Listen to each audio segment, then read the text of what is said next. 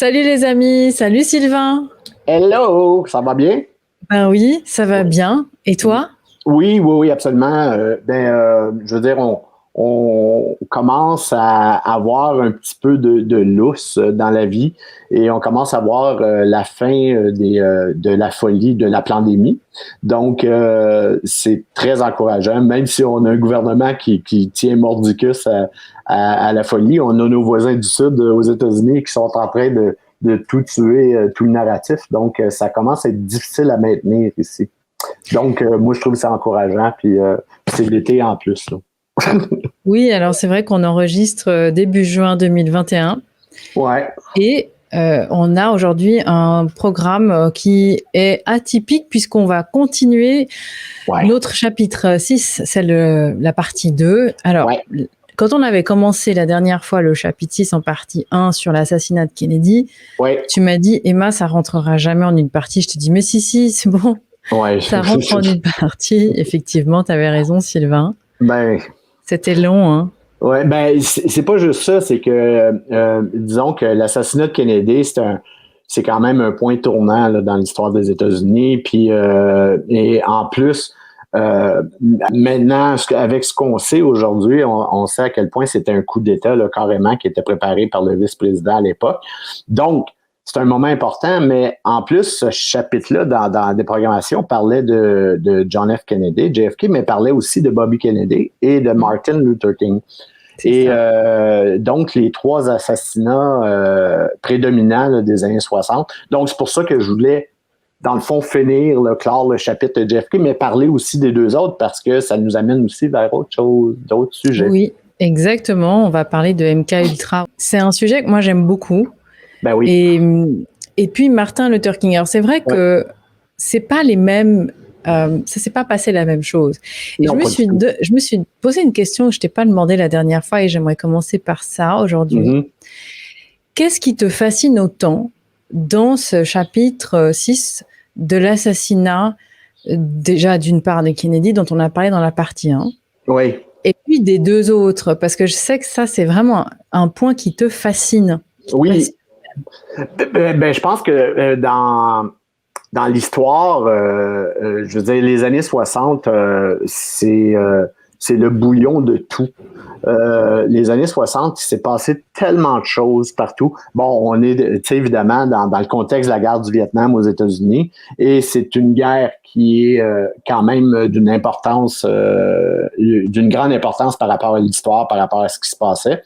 Mais dans le bouillon de cette guerre-là, il y avait les pays occidentaux qui abandonnaient souvent l'Église, ou à peu près, ou que l'État se séparait des églises beaucoup. Ici, en tout cas, au Canada, c'était particulièrement marquant.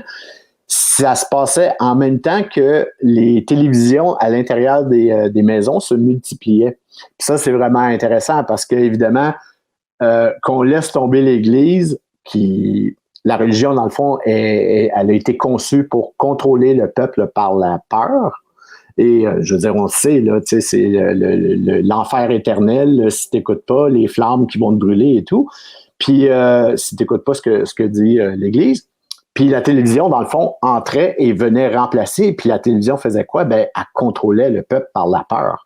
Et donc, c'est là où, dans les années 60, on a commencé à faire beaucoup de terrorisme, puis on sait avec l'opération Gladio et grâce à l'historien Daniele Genser, entre autres, le Suisse, que le terrorisme, c'était du terrorisme d'État, mais les gens à la maison, eux, voient ça à leur télévision, là, dans leur télévision.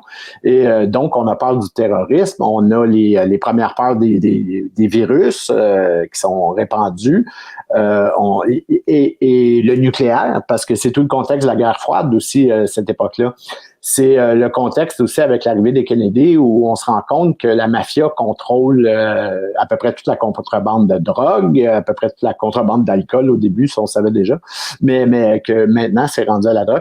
Et donc, il y a un bouillon et il y a en même temps un éveil parce qu'il y a un goût d'indépendance. Donc, il y a le mouvement hippie qui est qui est quand même marginal. Là. Souvent, on voit des archives des années 60, puis on a l'impression que tout le monde était tout nu dans les mares, là, mais bon, c'était pas ça. Là. C'était un mouvement qui était relativement marginal. Puis j'ai lu quelque part une statistique comme quoi ça touchait à peu près 3% du monde. Donc, c'était petit. Mais par contre, c'est quand même un début d'éveil des populations là, pour plusieurs choses. Puis voulait s'émanciper des gouvernements. La guerre du Vietnam amenait beaucoup ça aussi, une grosse contestation. Au milieu d'une contestation de la ségrégation américaine.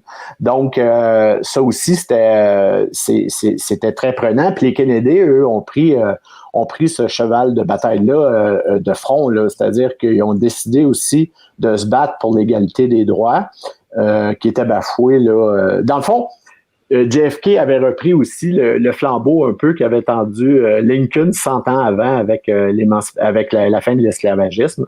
Et exactement 100 ans plus tard, dans le fond, il est en train de vraiment mettre fin à la ségrégation raciale.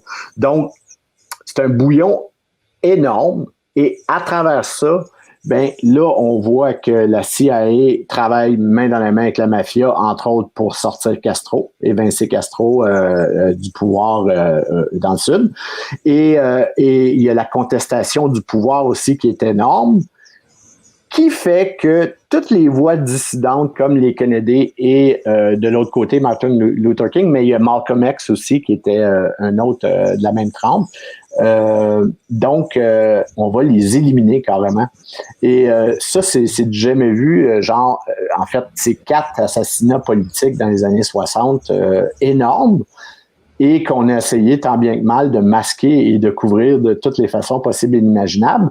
Mais le fantôme de tout ce qui est échappé à l'époque aux autorités puis au contrôle médiatique, tranquillement, les preuves sont ressorties sur les assassinats. Ce qui fait que en 1976, dans le fond, il y a eu la commission sur... en fait, on a réouvert le dossier des assassinats politiques pour justement voir ce qui s'était passé dans le cas de JFK et de Martin Luther King. Et cette commission-là, ce qui est quand même important en 1976, a déterminé que les 2 assassinats avaient été des conspirations, des complots.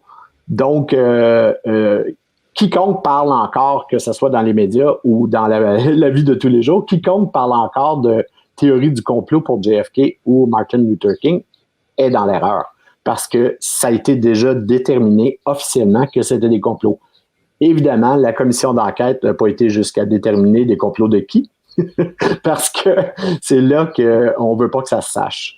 Mais donc, c'est clair. Là. Puis dans le cas de Bobby Kennedy, c'était encore tellement plus complexe qu'on n'a juste pas voulu réviser ce qui s'était passé dans son cas, parce qu'encore là, les preuves sont innombrables, puis on va en parler dans un instant. Il y a une chose que je veux absolument, parce que, tu sais, je travaille toujours de mémoire, ça fait que des fois, la mémoire va jouer le détour, puis dans la dernière capsule, j'ai parlé de l'assassinat de Kennedy le 23 novembre, mais c'est le 22, puis moi, ça me chicotait, puis là, j'étais comme...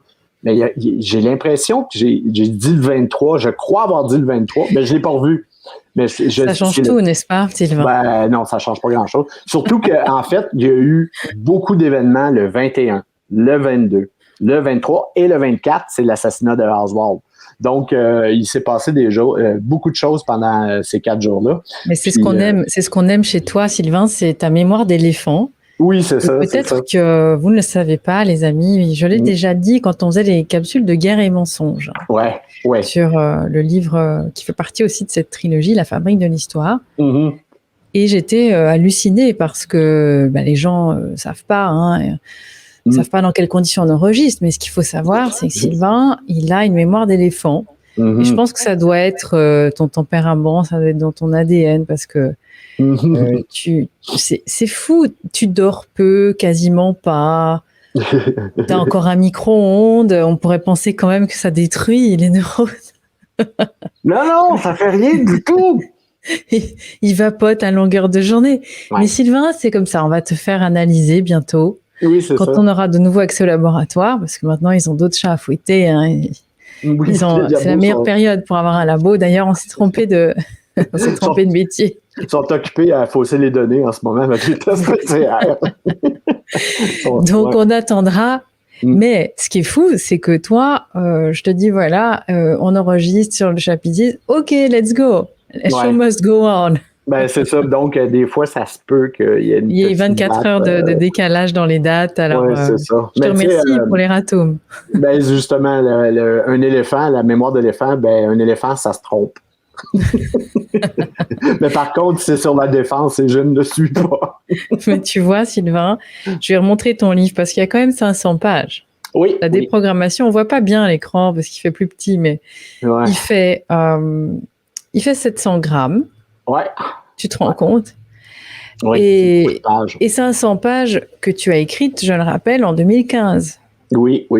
Puis quand j'ai fini d'écrire le bouquin, en plus, j'avais tellement le goût de parler parce que j'étais tanné de voir le classement des meilleurs présidents américains du meilleur au plus mauvais et de voir comment c'était toujours tordu ces trucs-là, que j'ai décidé de faire un bonus avec un mini-chapitre sur les pires présidents et les raisons de ça. Mais tu sais, le livre était déjà assez volumineux, mais bon, je m'enfonce encore plus dans le sable mouvant de la reliure allemande épaisse comme ça, là. Ben, le bonus caché, il est dans cette version-là. C'est la deuxième édition. Ouais. Vous pouvez suivre les liens de cette vidéo pour avoir accès au livre papier. Et aujourd'hui, on va donc continuer ces histoires de meurtre et d'assassinat sur un autre mode, puisque, alors, on commence par Martin Luther King, ça te va? Ou Bobby, tu préfères qui en premier? On peut finir JFK parce qu'il y a des petits trucs que j'avais pas dit. Ah, il y a des petits trucs encore que tu n'as pas dit. Puis après, on ira avec Martin Luther King, si tu veux. Continuons, je suis là, nous sommes tout oui. Oui, ben c'est ça. En fait, il y a beaucoup de choses qui sont ressorties. Bon, tu sais, j'avais parlé dans le fond de la confession vidéo de Howard Hunt, qui était l'agent de la CIA. Donc, lui, il a fait une confession, là, je veux dire, pré-mortem. Là. Il était sur son lit de mort carrément. Et c'est lui, dans le fond, qui nous avait appris la structure de la commande de l'assassinat qui commençait par le vice-président et qui allait jusqu'à la CIA, Cord Meyer et tout ça, et plusieurs agents de la CIA. Donc, c'est lui qui nous avait révélé ça.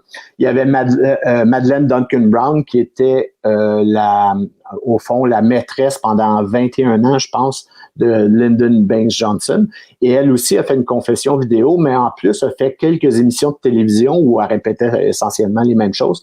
Mais, tu sais, quand je disais que c'est passé plusieurs choses, ben elle, le 21, elle avait parlé d'une réunion que le vice-président avait eu à Houston, donc la veille de l'assassinat.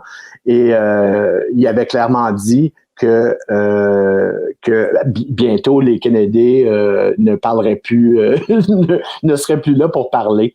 Et donc, oui, c'est ça. Donc, lui, il savait exactement ce qui était pour se passer le lendemain. Puis, il y avait une réunion où, en tout cas, elle a dit que Nixon était là. Carlos Marcello, qui était, dans le fond, le parrain de la mafia de la Louisiane, mais aussi du Texas, qui était là. Jack Ruby était là, celui qui va tuer éventuellement Oswald. Donc, elle a parlé de cette réunion-là, qui c'était comme une espèce de party, et elle dit qu'elle n'a pas su exactement ce qui s'est dit pour la plupart des choses, parce qu'elle disait que Lyndon Baines Johnson était toujours en retrait avec quelqu'un, en train de jaser. Donc, elle n'a pas su tout ce qui s'est dit, mais elle a quand même reconnu beaucoup des visages qui vont devenir familiers là, par rapport à l'assassinat de Kennedy. Ça fait que ça, c'est quand même vraiment intéressant. Puis, il y a eu, évidemment, James Files, là, qui, dans le fond, qui nous a révélé tout ce qui s'est passé. Mais il y a eu aussi un gars qui s'appelle Ronald McKenzie. Et Ronald McKenzie, dans le fond, c'est quelqu'un qui s'est tué pendant 50 ans, qui a juste fermé sa gueule pendant 50 ans et qui a décidé de parler dans les années 2000 d'ailleurs de ce qui s'était passé parce que lui, au fond, il travaillait pour la mafia de Chicago, la même chose que dans le fond de James Files. Et ce qu'on lui avait demandé de faire, c'est Sam Giancana, c'est-à-dire c'est un lieutenant de Sam Giancana qui avait demandé d'aller ouvrir une maison de chambre à Houston, justement, et qui allait héberger plusieurs des gens qui des acteurs qui vont être importants à l'intérieur de l'assassinat. Puis lui, ce qu'il parle, dans le fond, ses témoignages, on peut les écouter. Il a fait des grosses entrevues radio, particulièrement. Je l'ai jamais vu là, parler avec son visage, mais je l'ai entendu. J'ai écouté au complet ses entrevues radio. Donc, Mackenzie a quand même révélé beaucoup de choses. Puis entre autres, il y en a d'autres qui ont parlé d'un meeting important qui s'est passé à l'hôtel Cabana. Ça a été dit à plusieurs places. Madeleine Duncan Brown, elle, a parlé de ça. Et lui était au courant aussi qu'il y avait une réunion qui s'était passée. Motel Cabana, dans le fond, c'est un motel qui était à l'époque contrôlé par la mafia, par Carlos Marcello. Donc, motel de Houston aussi, un hôtel de Houston. Donc, il s'est passé beaucoup de choses intéressantes. Puis, justement, lui, le Mackenzie en question, il avait justement dit que Wallace faisait partie, là, était hébergé dans sa maison de chambre, entre autres. Et James Files était là aussi. Donc, tu sais, on voit que quand même, il y avait le bouillon de tout ce qui se passait, puis ça vient beaucoup recouper les autres histoires. Tu sais, si on fait, dans le fond, un interrogatoire croisé, ben à ce moment-là, on se rend compte qu'il y a beaucoup de monde qui avait les mêmes données là, par rapport à ça. Ce qui fait que c'est ce qui nous a permis, je pense, avec le temps, de tracer vraiment une ligne claire de ce qui s'est passé. C'est-à-dire qu'au fond, Lyndon Baines Johnson, le vice-président, a calé la shot, comme on dit. C'est lui qui a décidé de lancer le contrat. La CIA l'aurait organisé beaucoup, mais conjointement avec les vétérans de la baie des Cochons, tout ce qui avait été l'opération Mongoose, entre autres, là, pour l'invasion de Cuba. Et donc, c'était des tueurs à gages qui étaient et de la CIA et pour la mafia, souvent, et entre les deux, là, comme Frank Sturgis, entre autres. Puis, et que le FBI et la police de Dallas, dans le fond, se sont chargés de couvrir complètement l'enquête.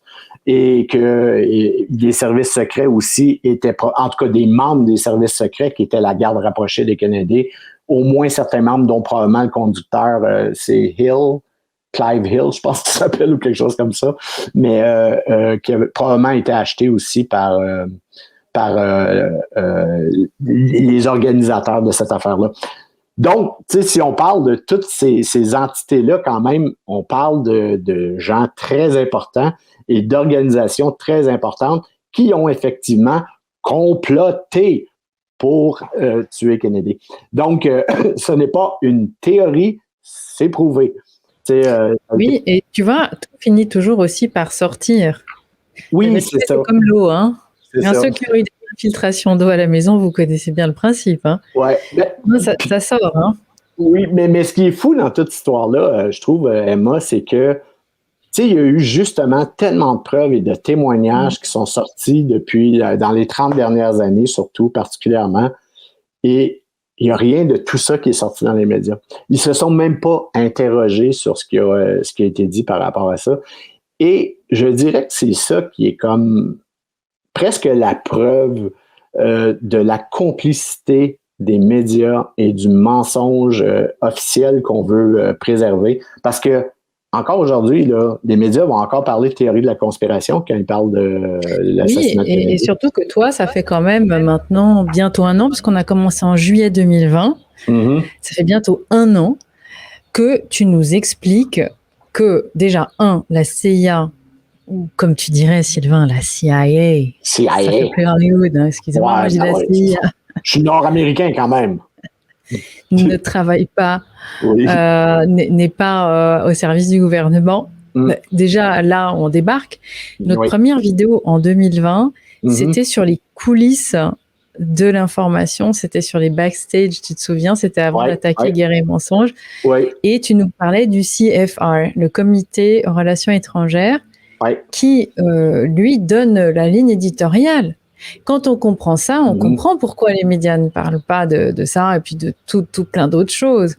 Donc c'est vrai que toi, tu nous expliques en prenant de la hauteur et c'est ce qu'on aime parce qu'on n'a pas la tête dans le guidon à analyser un événement spécifique. Et d'ailleurs, c'est la tagline de la déprogrammation qui parle de la fabrique de l'information. Tu nous dis, les médias n'existent que pour recréer la réalité et désinformer. Bon, ça c'est Sylvain aussi. Hein. Toi, tu ne prends pas de demi-mot pour parler de tout ça. En fait, c'est certain que les médias vont parfois nous donner des nouvelles réelles. Là. Je veux dire, il faut qu'ils soient appuyés sur quelque chose. La seule chose, c'est qu'ils sont vraiment toujours en train de recréer ce qui s'est passé, réinterpréter. Mais ce que les médias font de pire, et c'est clair justement dans le cas de Kennedy, c'est de ne pas parler de ce qu'ils savent. En ce moment, on ne peut pas dire que les médias mentent sur les tests PCR. Ils n'en parlent pas. Mais ils savent tous que les tests PCR, c'est frauduleux à 45 cycles. Là. Ils savent tous que c'est 97% de marge d'erreur à partir de 40 cycles. Et pourtant, ils savent tous aussi que le PCR, au fond, n'est pas un test pour un diagnostic, c'est un amplificateur de cycles. Donc, il ne peut pas déterminer si tu es malade ou pas. Il peut déterminer s'il y a une présence de matériel génétique à l'intérieur de ta salive. Et les médias savent ça, mais ils n'en parlent pas. Et c'est là qu'est leur mensonge, tant qu'à moi. Là. Oui, omettre de dire tout ce qu'on sait, effectivement. Oui, et c'est ça qui est grave. Le point commun avec toutes ces personnes, parce que là aussi, tu nous dis dans ce chapitre 6 que Martin Luther King, dans un discours, s'adresse indirectement au CFR. Oui. S'adresse indirectement à toutes ces entités-là. Puis au FBI. Oui, alors j'aimerais que tu nous en parles si tu es d'accord. Je pense que les gens qui écoutaient le discours, comme ils n'avaient pas forcément accès à l'époque à toutes ces informations, n'ont peut-être pas compris la subtilité de ce que disait Martin Luther King. Non, ben c'est ça, en fait, c'est que Martin Luther King, en fait, lui savait qu'il vivrait pas vieux. Et c'était peut-être aussi justement dans le sillage des assassinats de Kennedy et de Malcolm X, au fond, qui menait son combat d'une autre façon, mais qui avait aussi été éliminé à l'interne par des membres infiltrés, là, des Black Panthers probablement. Ou s'il n'était pas infiltré, c'est-à-dire qu'il aurait été rémunéré probablement pour faire le travail qu'on leur a demandé de faire. Mais donc, Martin Luther King le savait et il était harcelé, mais harcelé par le FBI de tout bord, de tout côté. Et pour lui, c'était comme une question de temps, au fond. Il s'en doutait qu'on était pour le sortir. Ce qui est incroyable dans ces cas-là, c'est qu'on a quelqu'un qui se bat et qui croit tellement à sa cause, qui est prêt à mettre sa propre vie sur la table, sa tête sur le bio, et de dire, prenez-moi si vous voulez, mais moi, je n'arrêterai pas de me battre pour l'égalité raciale. Et donc, c'est vraiment incroyable, mais il savait en fait, en plus, que c'était probablement pour venir par le FBI, parce que Edgar Hoover était dans une lutte semi-cachée, là, disons, contre Martin Luther King. Et il était harcelé, la veille de son assassinat, entre autres. Il avait reçu encore une espèce de bande sonore qui le traitait de gros salopard et où on avait enregistré des ébats amoureux sexuels qu'on disait qui étaient de Martin Luther King. Est-ce que c'est vrai? On ne sait pas. Mais reste que ça prouvait qu'on pouvait, en tout cas, fabriquer, là, si on voulait, des preuves contre lui. Aujourd'hui, on parle beaucoup de l'infidélité de Martin Luther King par rapport à ça. Mais on ne sait pas si c'est vrai parce que ça a peut-être aussi été fabriqué. Mais il a reçu cette bande sonore-là la veille avec des menaces à peine ouvertes. Fais pas ci, fais pas ça. Et donc, il est sorti sur son balcon un matin et pouf, à quelques mois d'intervalle de Robert Kennedy, dans le fond, il s'est fait tirer par quelqu'un qui s'appelait James Earl Ray, un espèce de blanc raciste, tueur fou, avec le même profil qu'Oswald, là, grosso modo. Puis James Earl Ray, ben là, évidemment, lui, il a clamé son innocence, mais en fait, c'est qu'il semble avoir été manipulé parce qu'on lui aurait fait acheter le fusil en question avec lequel on l'aurait tiré Martin Luther King. C'est lui qui était cherché à Montréal, d'ailleurs, qui est venu le chercher et tout ça. Donc, le fusil avait ses empreintes et tout ça. Mais lui dit que c'est jamais lui qui a tiré avec ce fusil-là. Donc, et je pense je pense qu'il vient juste de mourir, ou en tout cas, ou même il est encore en prison, mais ça a été interminable. Puis, il n'a jamais été libéré pour cet assassinat-là. Clairement qu'il aurait été celui-là commandé par le FBI, parce qu'au fond, le FBI est théoriquement l'organisme de la police fédérale à l'intérieur du territoire américain, alors que la CIA est supposée fonctionner à l'extérieur. Mais la réalité, c'est que le FBI est un département de la CIA. Donc, les deux travaillent main dans la main. Là. Voilà, alors en fait, c'est ça hein, que j'aimerais qu'on rappelle quand même, hein, parce que peut-être certains ont tendance à oublier un petit peu ces choses-là. Hein. Quand on n'est pas bercé dans cette culture et dans ces informations-là, on pense que c'est aussi entretenu d'ailleurs par les séries, par les films, etc., où on voit toujours le FBI en train d'enquêter, etc. Mais bon, hein, tu remets quand même un peu les pendules à l'heure, là. Oui, ben en fait, c'est que c'est difficile à expliquer, mais tu sais, si on ramène à l'histoire de l'Iran-Contra, OK? Tu te souviens de l'Iran-Contra, c'est dans les années 80, et ça avait éclaté au grand jour. Et c'est un peu là qu'on avait appris de manière presque officielle, dans le fond. Et c'est le valeureux sénateur John Kerry, en plus, qui nous amenait ça. Ben que il y avait non seulement des armes vendues à l'Iran, puis des armes amenées au Contra qui étaient à l'intérieur de ce triangle-là, mais les avions de la CIA ramenaient de la cocaïne sur le territoire américain pour un peu financer toute cette opération-là. Puis il y avait eu beaucoup d'accusations qui avaient été faites, c'était des allégations dans les années 60 sur, au fond, on allait chercher l'héroïne dans le triangle d'or au Vietnam et on importait aux États-Unis sur des avions de la CIA et ou de l'OTAN et ou américains. Mais donc, ce qui permet de faire des importations de drogue massives sans que ça soit jamais arrêté par rien. Et donc, c'est un peu c'est comme ça qu'on finance les opérations, mais c'est comme ça qu'on a appris ces trucs-là aussi. Tu sais ce qu'on va faire? Si tu es d'accord, on va aller sur le frère de Kennedy. Oui, ben c'est ça. Donc, les sont encore frais parce que il y a tellement de détails. Oui. Ben, en fait, c'est ça. C'est que de toute façon, Martin Luther King, bon, on sait qu'il l'a fait. On sait que ça a été fait, puis tout ça. Puis, bon, disons que c'est assez basic. On comprend pourquoi ça a été fait, parce que à l'époque, on voulait tout simplement ralentir ce mouvement-là. Il parlait trop fort, mais en plus, lui, il y avait une révolution dans l'amour, et ça plaisait pas. C'est pas comme Malcolm X qui était un peu plus violent et direct dans son discours. Martin Luther King prônait l'amour et vous voulez me frapper, ben je vais tendre l'autre joue. Tu sais, c'est vraiment dans ce principe-là qu'il était. Et donc, ça déplaisait franchement aux autorités qui sont habituées de traiter avec des gens plus directs normalement. Donc, il y a peu de choses à dire, sinon qu'effectivement, ça a été le fruit d'une conspiration, encore une fois. Oui, le CFR, c'est important de comprendre qu'il contrôle toute la ligne médiatique. Et c'était aussi vrai dans les années 60, et c'était même plus facile dans les années 60, parce qu'au niveau des chaînes télévisées, en tout cas aux États-Unis, puis un peu partout ailleurs, il n'y en avait pas tant que ça. Donc, c'était facile de contrôler toute l'information qui sortait, et surtout l'information qui ne sortait pas. Reste que l'assassinat de Kennedy a quand même soulevé tellement de doutes et d'inquiétudes de plein de monde que c'est à cette époque-là, en 1967, donc juste avant les assassinats de King et de Kennedy, qu'on a décidé de lancer l'opération pour ridiculiser, au fond, les théories de la conspiration, en faisant l'amalgame avec des trucs qui étaient beaucoup plus loufoques. À l'époque, on peut parler des ovnis de Roswell, et on peut parler de Bigfoot aussi, qui était sorti ici. Puis aujourd'hui, on va parler de la Terre plate, ou on va parler des... on appelle ça des crop circles en anglais. Je ne sais pas si tu sais, c'est des espèces de ronds dans les champs, là.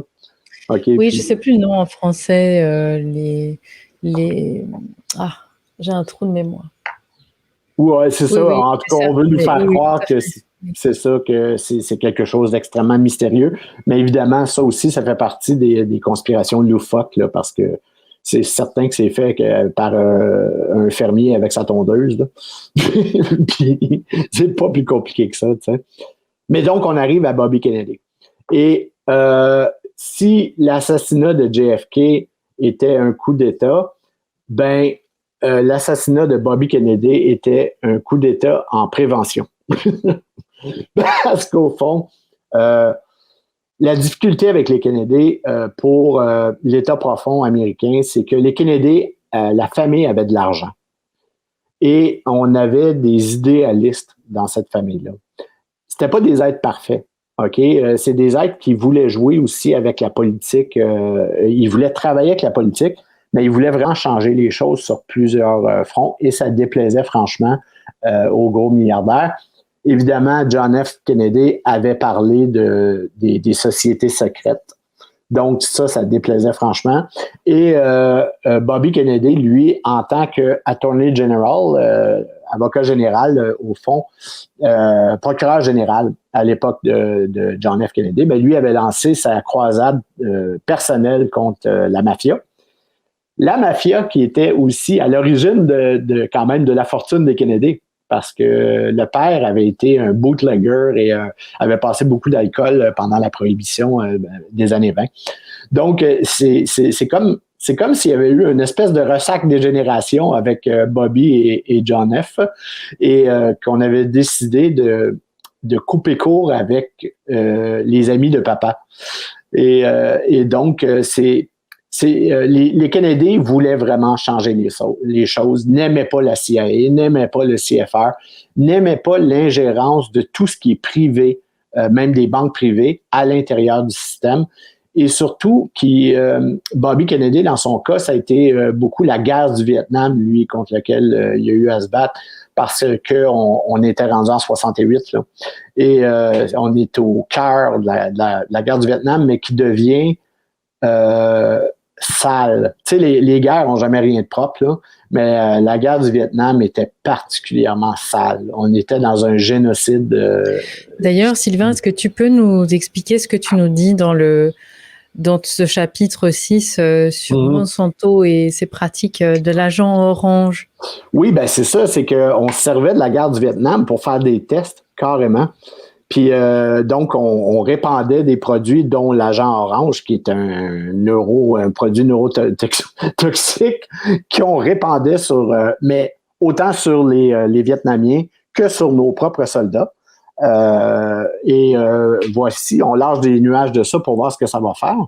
Et l'agent orange va avoir des répercussions sur la santé autant des soldats américains qui vont se battre là-bas puis qui vont revenir et qui vont avoir plein de problèmes neurologiques. La version officielle de ça, c'était pourquoi en fait? C'était un fertilisant et un agent fongicide. Écoute, je suis pas, mais c'était pour des produits. Monsanto développe des produits agricoles là, normalement, et c'était des produits qui étaient, je pense, que c'était pour un herbicide aussi et tout ça.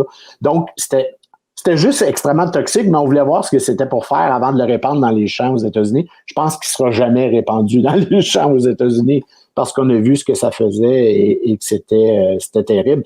Il y en a beaucoup qui vont mourir de ça, de problèmes neurologiques sur l'agent orange.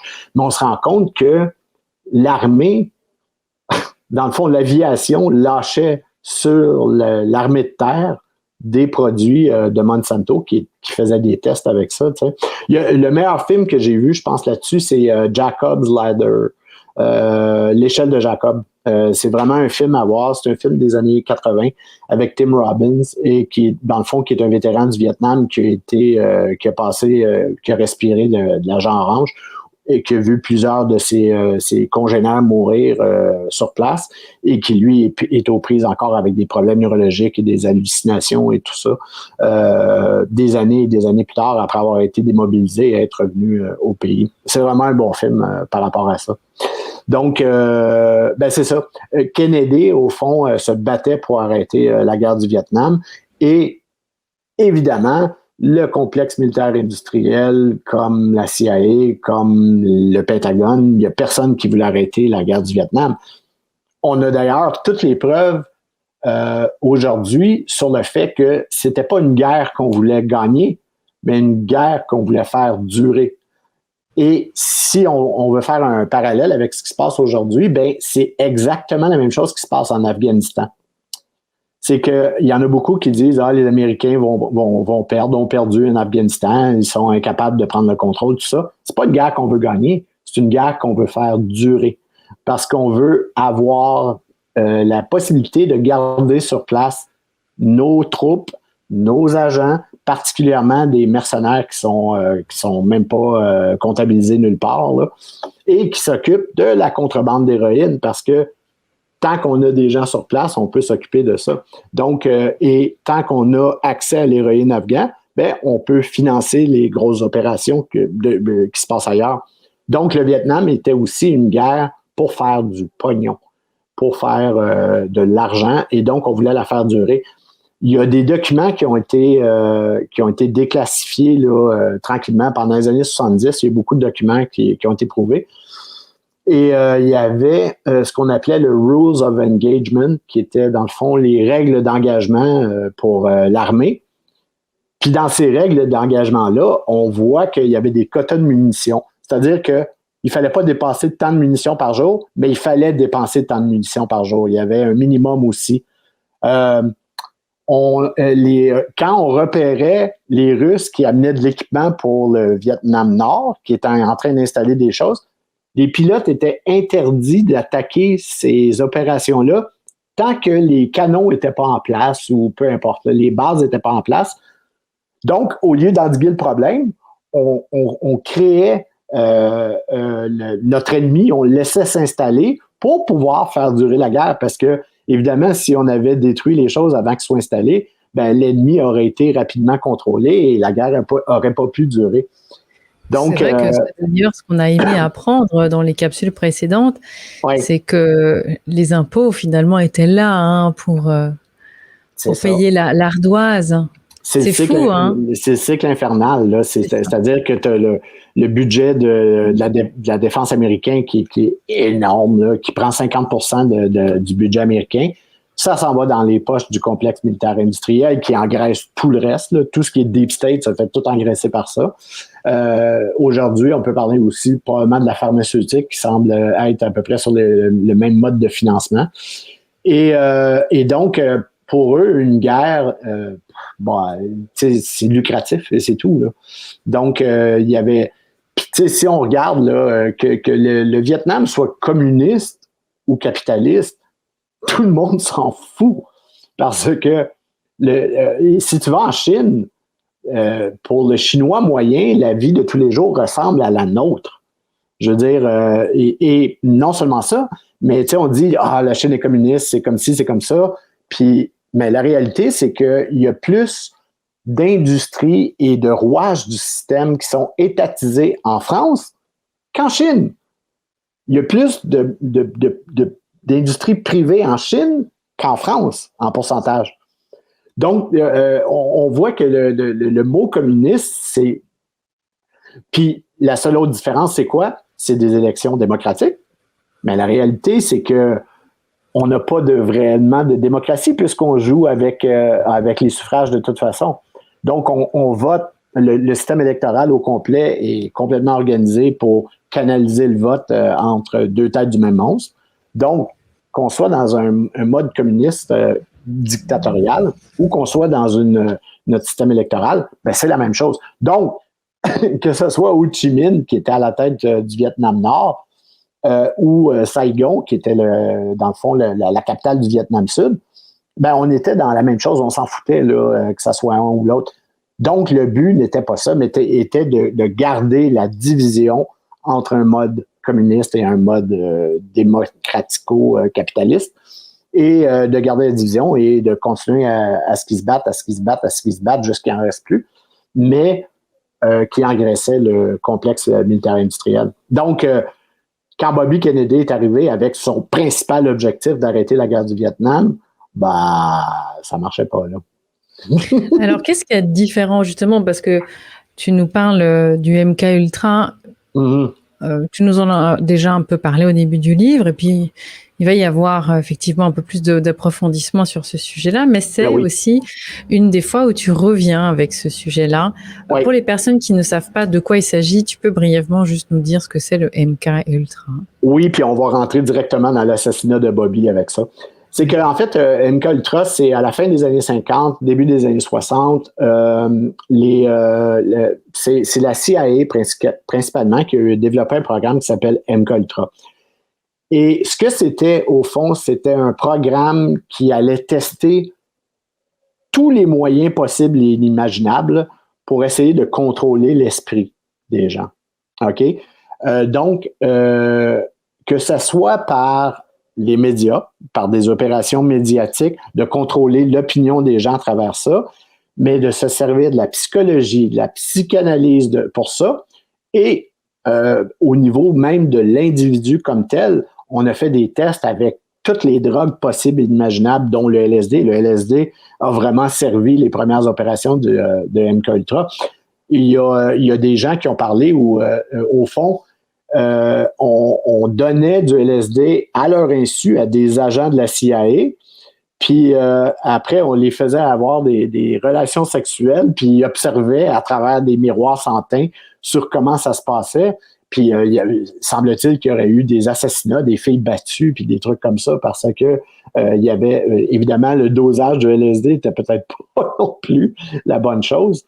Et pour quiconque a essayé le LSD, ben, tu sais que c'est quelque chose que tu n'as aucun contrôle là-dessus. Donc, mais il n'y a pas que le LSD, il va y avoir aussi l'hypnose.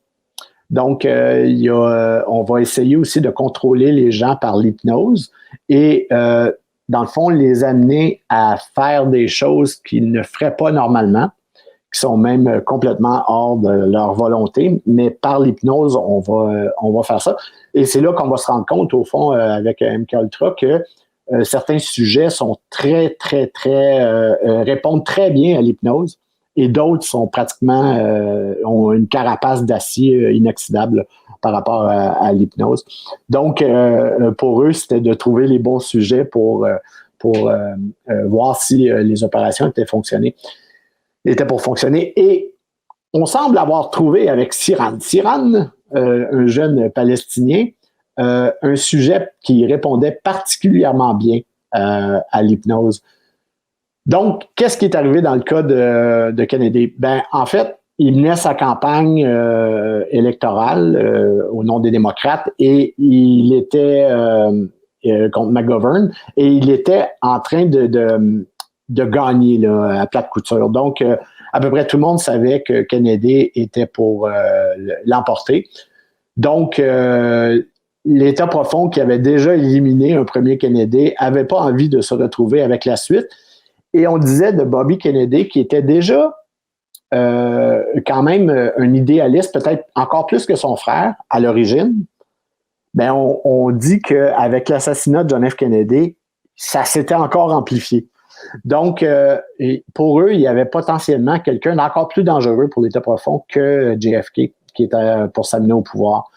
Donc, quand il se ramasse en fin de campagne électorale à l'hôtel Ambassadeur en Californie, tout de suite après un speech, on le fait diriger vers les cuisines, alors que c'est pas ça qui était prévu. Mais on le fait passer par les cuisines et pouf, pouf, pouf, on le tire. Qu'est-ce qui s'est passé? Là, c'est vraiment intéressant. Ce qui est aussi intéressant, c'est que il y a des gens qui ont pu voir en direct ou entendre en direct l'assassinat parce qu'au fond, il y avait des caméras qui étaient encore présentes à l'intérieur de la salle principale où il avait fait son speech. Puis on a entendu les coups de feu qui se sont passés derrière, en tout cas quelques-uns des coups de feu. Et donc ça, c'est quelque chose qui a été très médiatisé. Et après, on a des caméras qui rapidement sur place ont commencé à filmer tout de suite après, dans le fond, la fusillade qui s'est passée dans les cuisines. Il y a tellement d'affaires bizarres qui se sont passées dans cette cuisine-là. Ben, premièrement, le garde rapproché de Kennedy n'était pas un de ses gardes du corps habituels. C'est quelqu'un qui a été engagé pour ça. Il s'appelait César Chavez. Et il y a beaucoup de monde qui se sont questionnés parce que premièrement, le Kennedy, semble-t-il, serait mort particulièrement d'une balle derrière la tête qui aurait été la fatale, mais la balle est arrivée par derrière. Et Sirhan, lui, était face à Kennedy.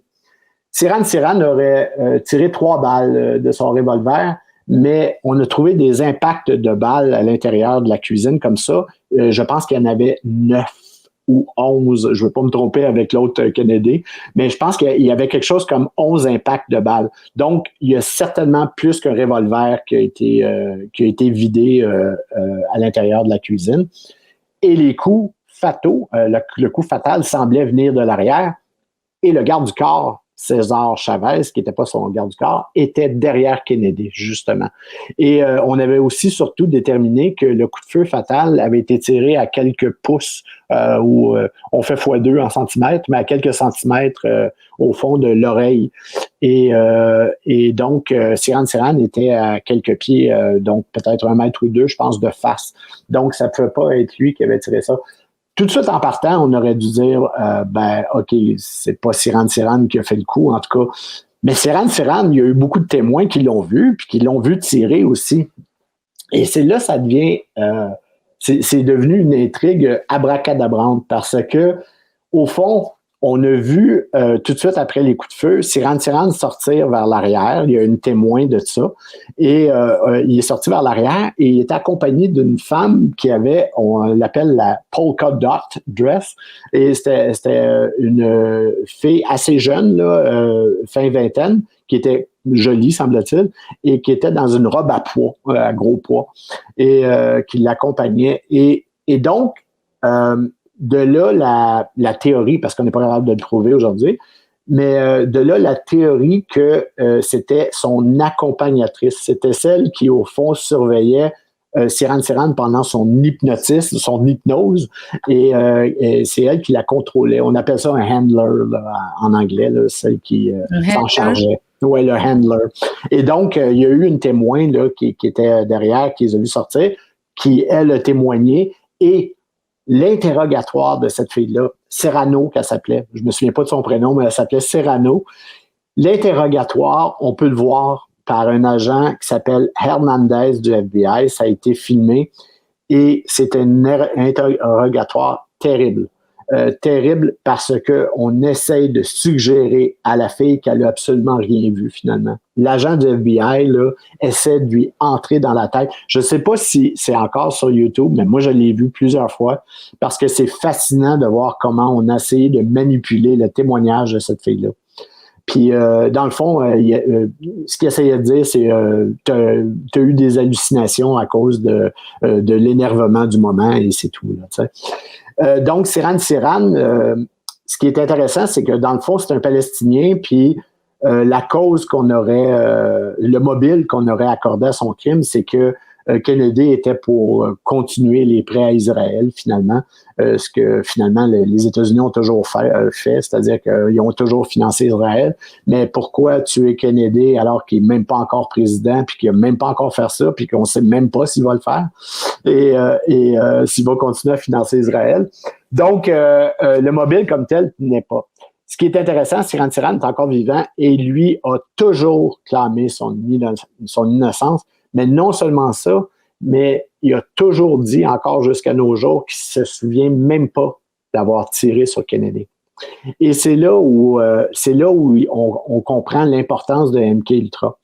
Parce qu'on a fait des interrogatoires de Sirhan sous hypnose. Premièrement, on s'est aperçu qu'il répondait très, très bien à l'hypnose, qu'on était capable de lui faire dire pratiquement n'importe quoi. Et sous hypnose, il a été capable de dévoiler l'ensemble des détails de ce qui s'est passé dans ce jour-là, au fond, cette soirée-là. Et ce qui semble incapable de se souvenir quand il n'est pas sous hypnose.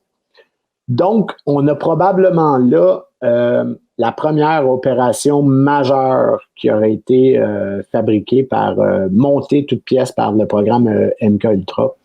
Donc, quelqu'un sous hypnose qui tire et qu'on va accuser et qui a encore le même profil que James Earl Ray, que Lee Harvey Oswald, que William Booth à l'époque de Lincoln, c'est-à-dire le tueur fou, isolé, qui s'en prend à un personnage politique. C'est la même chose. C'est pratique, c'est très pratique. Mais les preuves sont encore innombrables sur la fabrication de ce qui s'est passé ce soir-là, sur l'élimination de Kennedy. Tu sais, il y avait un photographe amateur, en tout cas, mais qui voulait devenir photographe pour vrai, qui était dans la pièce et dans le fond, il a pris, il disait qu'il avait pris un rouleau, parce que c'était du film 35 mm, sa caméra, il avait pris un rouleau de 36 poses de ce qui s'est passé et dans la cuisine, là, il prenait Kennedy avant et après, mais aussi pendant. Et il disait qu'il avait pris 5 photos entre autres, pendant que les coups de feu se tiraient, puis lui disait qu'il y en avait eu beaucoup plus que 8 même. Là, c'était 6 le chargeur de Sirhan. 6. Donc, il y en avait eu beaucoup plus que ça. On a saisi le film de son appareil photo. Le FBI a saisi le film. On a envoyé ça au labo. Quand il a demandé à récupérer ses photos, ses négatifs et tout ça, on lui a tout rendu. Mais il y a 5 négatifs dans le milieu qui avaient disparu. C'est les 5 qui étaient pendant la fusillade. Et ces négatifs-là, il y en a qui ont demandé après ça sous enquête pour savoir où est-ce qu'ils étaient. Semble-t-il que la police de Los Angeles, qui avait ça sous sa main, aurait détruit cette preuve-là parce qu'elle était inutile ou quoi que ce soit. Donc, ces 5 photos-là, on les verra probablement jamais. Moi, comme le film original de Zapruder sur la mort de Kennedy, je pense qu'on a gardé une copie intacte de ce film-là. Je pense que le FBI a sûrement ça. Je pense qu'ils se font sûrement des parties popcorn pour regarder le film original non modifié. Mais pour la même chose, j'ai l'impression que les 5 photos de l'assassinat de Bobby Kennedy nous en diraient vraiment beaucoup sur ce qui s'est passé. Et d'après moi, ça n'a pas été détruit. D'après moi, ça existe. Donc, si un président tout à coup décidait de vraiment déclassifier réellement tout ce que la CIA, le FBI et les services de police comme la police de Los Angeles et celle de Dallas peuvent avoir, ben, je suis certain qu'on aurait des preuves inimaginables et surtout qui seraient très ouf sur les choses qui sont passées, sur la réalité de comment les choses se sont passées. Tu vois, il y a quelque chose avec le MKUltra qui est fascinant, c'est l'alter ego. Qui est en fait une deuxième personne qui a créé l'alter ego d'ailleurs. Oui, puis celle de Sirhan, c'est probablement ça. On a pu voir d'ailleurs, je ne sais pas les amis si vous avez vu l'alter ego de Lady Gaga, qui est un homme ou je ne sais pas, c'est un peu bizarre, je ne me souviens plus du nom d'ailleurs de son alter ego, mais ça fait froid dans le dos, vous pouvez le voir sur Internet, allez voir sur YouTube, faites une recherche. Ouais. Et j'ai le souvenir d'ailleurs d'une cérémonie où je ne sais plus quelle awards elle était là, enfin son alter ego du coup qui ressemble à un homme. Comme toi, tu sais Sylvain, je suis plus très connectée sur les médias depuis des lustres. Et quand j'avais vu ces images, j'avais pas compris que c'était elle, que c'était Lady Gaga. Oui. Et c'est quand j'ai commencé à vraiment aller fouiller sur ces techniques MKUltra que j'ai compris que c'était en fait son alter ego. Mais c'est fou parce qu'en fait c'est ultra pratique plutôt que de passer du temps finalement à briefer quelqu'un sur une stratégie ou un assassinat. Eh bien, comme tu dis, si tu réponds bien, on le voit d'ailleurs dans tous ces shows aussi en France. Il y a Mesmer qui a fait aussi beaucoup de shows sur l'hypnose, etc. Il y a des gens qui sont très réceptifs. C'est du pain béni, en fait. C'est un robot humain. Carrément, puis tu peux lui commander ce que tu veux. Puis d'ailleurs, si on parle de celle qui était en charge de Sirhan, donc la fille dans la robe à pois, la fille mystérieuse, je pense que le fait que plusieurs témoins ont dit qu'elle était jolie rend ça encore plus mystérieux. Mais on peut boucler la boucle parce que tantôt, je parlais de Mackenzie qui avait sa maison de chambre sur l'assassinat de Kennedy. Ben, tu sais, les tireurs, les 5 tireurs, au fond, qui étaient là sur la Dealey Plaza pour Kennedy, il y avait tout ce qu'on appelle un spotter, quelqu'un qui était avec des jumelles au fond, puis qui disait où en étaient les choses et le mouvement de ce qui se passait. Ben, ce qui est vraiment intéressant, c'est que Mackenzie a dit que Malcolm Wallace, qui était là où était théoriquement Lee Harvey Oswald, à la fenêtre du 6e étage, ben lui, Mackenzie a dit que le spotter de Wallace était une fille qui travaillait pour la CIA qui s'appelait Ruth Martinez. Et Ruth Martinez, il lui jurait et a dit que c'était elle, la fille à la robe à pois de l'assassinat. Oui. Et si on va voir tu vas voir sur Wikipédia, Ruth Martinez, ben, on parle effectivement d'une agente de la CIA et on parle d'une agente de la CIA qui est relativement jolie. Et tout ça ferait du sens et ça boucle le tout parce que on voit qu'avec des agents comme Howard Hunt de la CIA, dans le fond, ils ont fait partie de toutes les opérations foireuses de la CIA là, à partir du début des années 60 jusqu'au Watergate, là, où il va être arrêté. Ben, c'est la même chose pour les Frank Sturgis, qui était un des tueurs, qui lui remontait à la baie des Cochons, qui était un tueur de la mafia, s'est ramassé à la baie des Cochons, et il a travaillé pour la CIA jusqu'à ce qu'il soit arrêté pour le Watergate. Et Ruth Martinez, donc, était à Dallas quand Kennedy était tué. Mais c'est peut-être elle, possiblement elle, qui était celle qui était en charge de Sirhan Sirhan ce soir-là, lors de l'assassinat de Bobby Kennedy à l'hôtel Ambassador. Qu'est-ce qu'on doit retenir de tous ces assassinats, ouais. Sylvain? Si aujourd'hui, en 2021, on doit en tirer des leçons, ce serait quoi?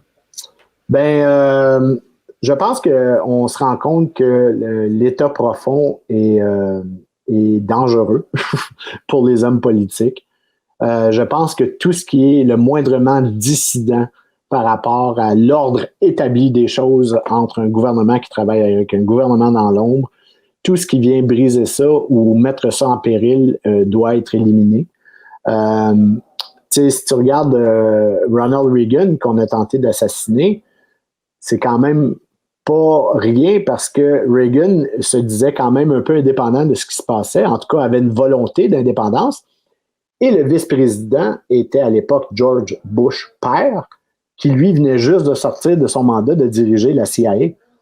Donc, même dans le cas de Reagan, on se rend compte que c'est peut-être ça qui s'est passé. Sauf qu'avec le temps, reste qu'aujourd'hui, on a Internet. Donc, les nouvelles et la contre-nouvelle se répand comme de la poudre aussi. Et je pense que c'est une des raisons pourquoi, entre autres, on peut pas, on n'a pas pu, il y en a beaucoup qui se sont demandé pourquoi on n'assassine pas Trump. Tout simplement parce que clairement, lui, il se battait contre l'État profond, la même chose, et il était vachement plus dangereux que JFK encore, là, parce que lui est en train de briser leur instrument de contrôle de la pensée, qui sont les médias. Trump l'a jamais lâché, et donc il était extrêmement dangereux. Pourquoi on l'a pas tué? Parce que tout de suite, les projecteurs auraient été pointés vers tout ce qui est État profond, tout ce qui est CIA, tout ça. Et donc, ce qu'il a fallu faire, c'est l'éliminer politiquement, mais d'autres façons. Je pense que... C'est lui, d'ailleurs, qui parlait beaucoup de fake news. Hein. C'est lui qui a mis ça sur le tapis, d'ailleurs. Hein. Il le fait à tous les jours pendant 5 ans. Donc, pour quiconque pense que Trump était de mèche avec tout ce monde-là, c'est absolument impossible. Parce que s'il y a une chose que l'État profond ne veut pas perdre sur la population, c'est le contrôle de la pensée et de l'opinion. Et les médias, donc, sont absolument cruciaux. Tu sais, sans médias, il n'y a pas de pandémie. Sans médias, 9/11 est déclenché comme ça. Là. Tu sais, on sait la réalité comme ça. Les médias, c'est la base de tout ça. C'est pour ça que moi, dans le fond, mon combat, c'est de faire comprendre aux gens qu'on ne nous dit pas la vérité et on ne nous parle pas de la vérité, parce que à partir du moment où on est capable de s'émanciper de ce contrôle-là, ben c'est là c'est là qu'ils n'ont plus de pouvoir sur le peuple, en fait. Oui, et puis comme tu as travaillé justement dans les médias pendant longtemps, tu as aussi réalisé des documentaires, enfin tu sais comment ça se passe.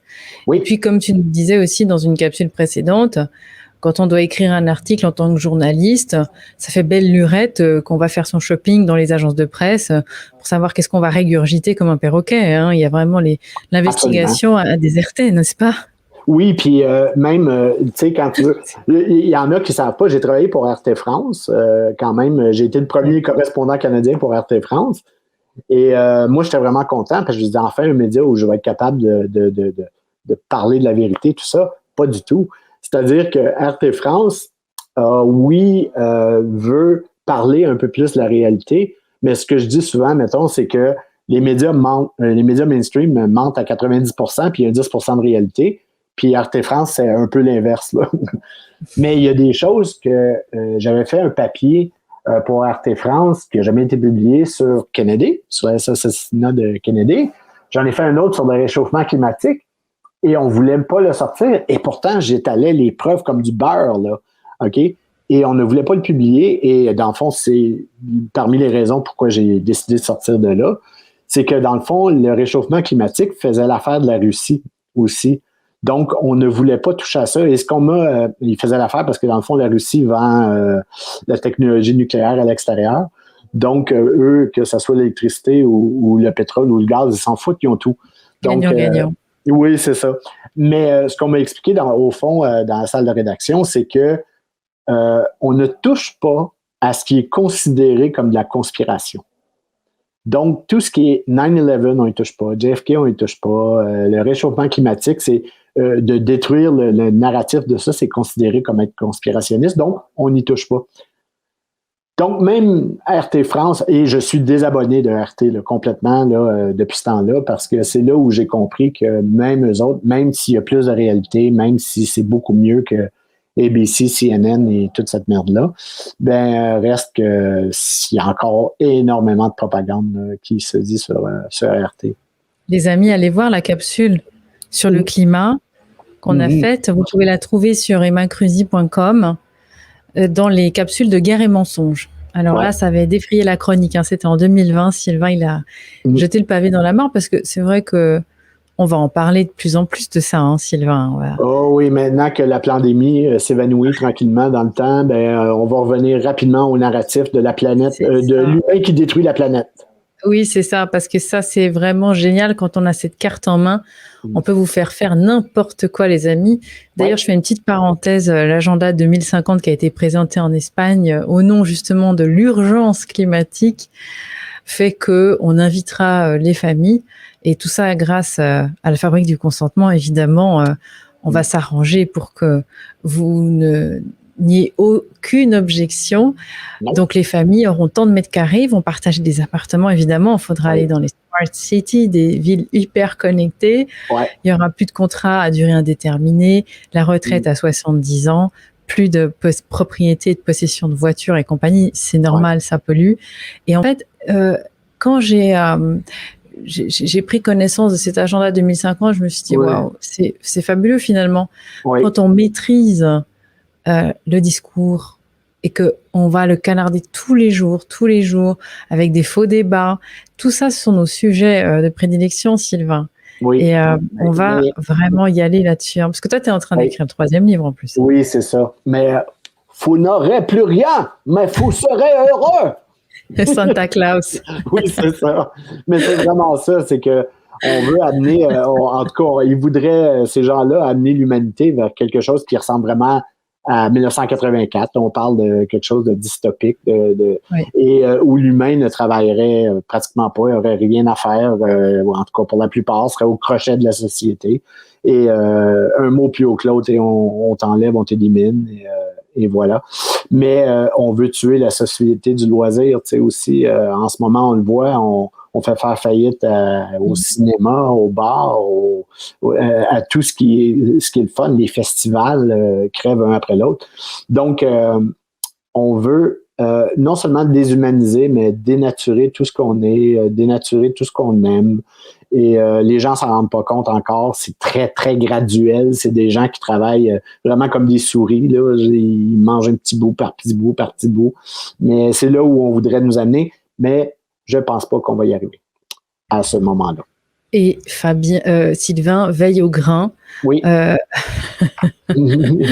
nous tenir informés. Et puis, en tout cas, les contenus sont pas prêts de s'arrêter. Oui. Est-ce qu'on a fait le tour du chapitre 6? Ah oui, hein? Là, les assassinats, ça va faire. Là. On ça va. La prochaine fois. Parce que, on va continuer la prochaine fois avec le chapitre 7 qui s'appelle Théorie des explications.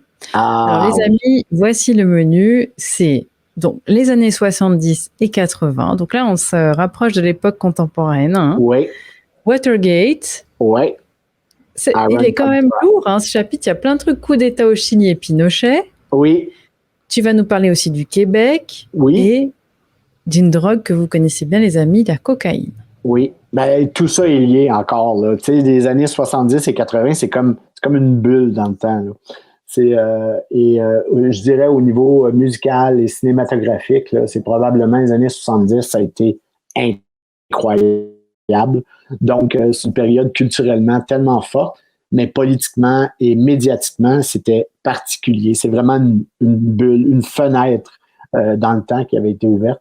Et donc, c'est pour ceux qui ont connu ces années-là, c'est quand même des années formidables. Pierre, en tout cas, on se réjouit et on se réjouit aussi de faire cette capsule ensemble sur les films à voir parce que chose promise, chose due, on va la faire cette capsule. Je te demande, tu sais, hein, on reçoit des emails tous les jours. Ça sera probablement un pont intéressant entre la déprogrammation et la suite. Et la suite de la trilogie. Alors, les amis, vous retrouvez le livre Déprogrammation dans le descriptif de cette vidéo. Ouais. Pour le Québec, ça arrive. Ah oui, mais c'est ça. Ben, en tout cas, je ne veux pas tout expliquer la saga, mais disons que ça a été long à arriver. Oui, c'est ça, toute la préparation. Mais c'est ça. Mais oui, mais ça va arriver. Moi, j'ai aussi Guerre et Mensonge qui est là. Là, on peut les trouver, tous ces merveilles, la fabrique de l'histoire. Les fake news existent depuis plus d'un siècle, elles sont devenues notre histoire. Qu'est-ce que j'ai aimé faire ces 17 capsules avec toi c'était fun. 2020 et on a fini vers Noël, je crois. Hein. Oui, autour de ça. Ouais. En 2020. Ouais. C'était extraordinaire. Une grande année. Une grande cuvée. Une belle cuvée. 2020. Et on continue avec Sylvain qui est en train de travailler dur pour nous, les amis. Yep. Et ça, on ira plus en profondeur dans la suite des événements. En tout cas, merci Sylvain pour ces explications. Plaisir. Donc, je répète, hein, pour ceux qui parlent encore de théorie du complot, eh bien, vous êtes has-been. C'est terminé. Salut, ciao Sylvain. À très vite. Salut les amis. Merci pour vos partages. À très bientôt.